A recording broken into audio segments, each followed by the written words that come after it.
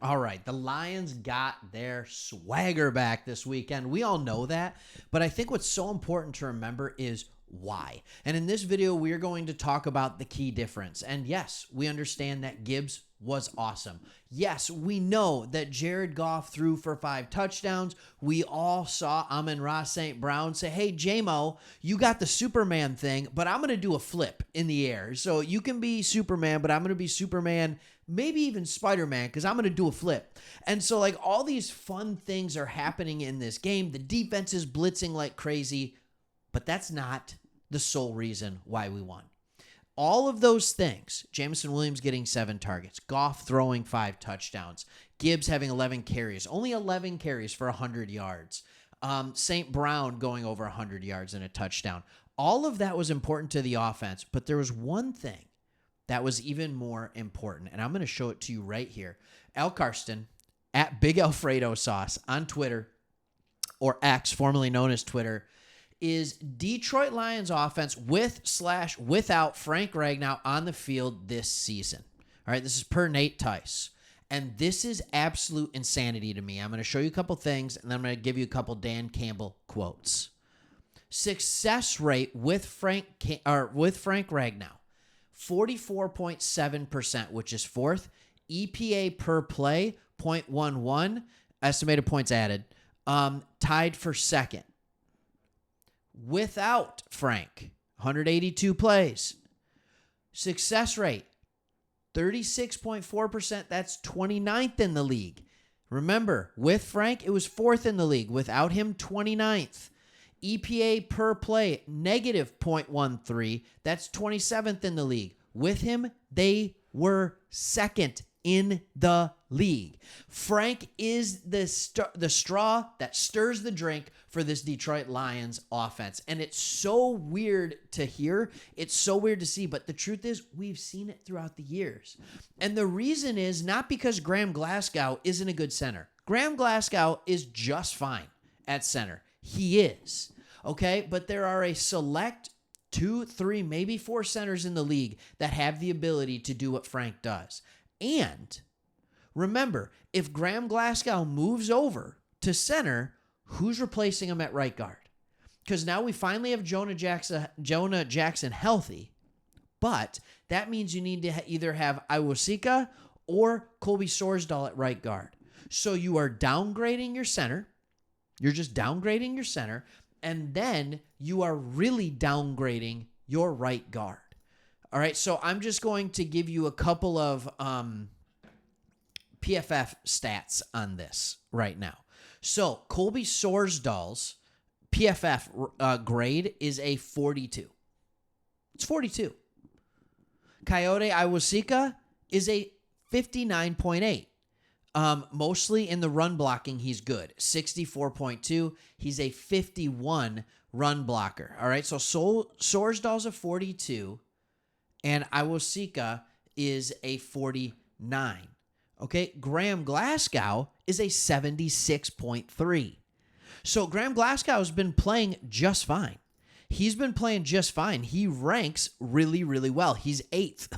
Okay, so in PFF grades. But Frank Ragnow is an 86, which is the 2nd amongst centers. So the drop from Frank to Graham is not that huge when it comes to a straight grading. Now, Frank can do things Graham Glasgow just is not athletically gifted enough to do.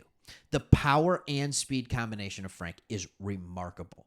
But with Graham, it's not a huge drop. He still is very serviceable. We've seen this in years past as well. The problem is you now have a 10-point drop for PFF grade at center, and then you are going to have another 27-point drop at guard. That's your struggle. So now all of a sudden that run game, the one where Gibbs went 11 carries for 100 yards, and I think Montgomery put in another 60 or something like that, or 70.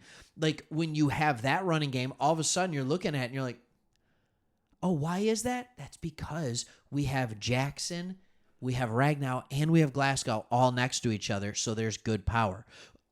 The best 2 places that Jahmyr Gibbs ran the football this past week against the Broncos were in between the guard and tackle on the right side, and a toss to the left. So in other words, between Glasgow and Sewell on the right, or somewhere around Sewell and somewhere around Decker on the left. Montgomery was at his best in between the center and the guard on the right, in between Ragnow and Glasgow. Those are some runs you just simply can't do. But let's talk more about Frank. And let's see what Dan Campbell had to say about him. He said, I called Frank on the way out from surgery. He probably doesn't even remember it because of what he was on. But know this, he did say, I'll be back for the next game. I'll be back by practice on Wednesday, Campbell recalled. And sure enough, he was.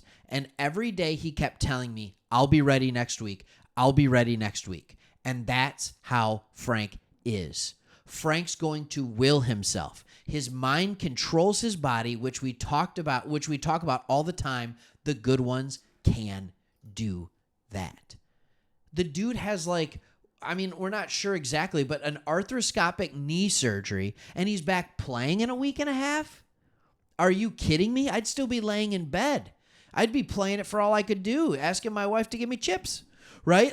This is what I'd be doing. But Frank Ragnow not only comes back, but has the third best based on PFF metrics, which, by the way, for offensive linemen, is there a better way to, eye test is one thing, but it's so hard to do an eye test on a lineman through a whole game.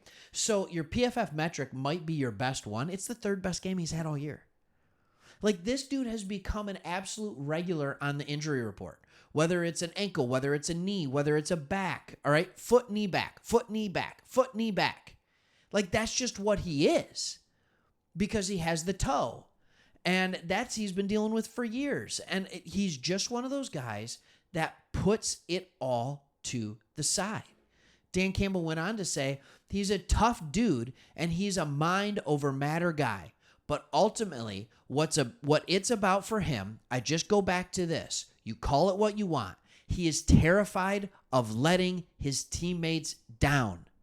That's the end of that quote. And there's more that I'll get into in a second, but most people are terrified of hurting themselves. Most people are terrified of what will happen to their body. He's terrified of letting his team down. Campbell went on to say that means more to him than anything. That's just the way he is, and that's why guys respect the heck out of him. How cool is that? So as we finish this, we talked about the key to success through this video is Frank Ragnow. What about the team in general? Will Birchfield, again on Twitter, said this: with a starting O-line of Decker, Jackson, Ragnow, Glasgow, and Sewell, the Detroit Lions are 5-0 and average an NFL-leading 38 points per game, 420 yards, 179 rushing yards, and 5.5 yards per carry. Oh, and by the way, Jared Goff has a passer rating of 121.73. If that offensive line is healthy, in the playoffs, we can play with anybody. And that is the problem that you've seen in that area in between where our team struggled. It was the offensive line. So you're going to see other videos on this channel when we are talking in the future about when we're talking about Jared Goff and we're talking about contract extensions and we're talking about all this kind of stuff. And the reason you're going to hear me be hesitant on it is because this right here, okay, that right there is why the Detroit Lions are successful on offense. It is their offensive line.